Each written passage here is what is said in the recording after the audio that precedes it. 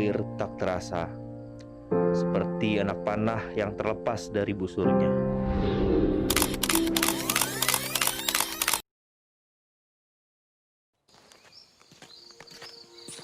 Perjalanan dari hulu ke hilir telah kujalani, mendengarkan kegelisahan dari satu bibir ke bibir lain. Semua aku catat untuk aku pelajari. Kita tidak bisa terus begini. Mereka butuh solusi yang pasti.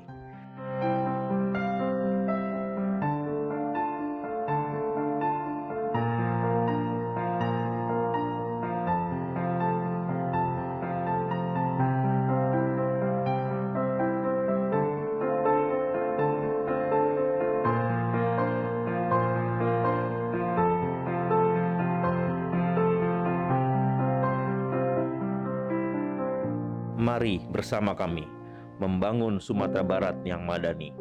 Mahyeldi Audi Joinaldi, coblos nomor 4.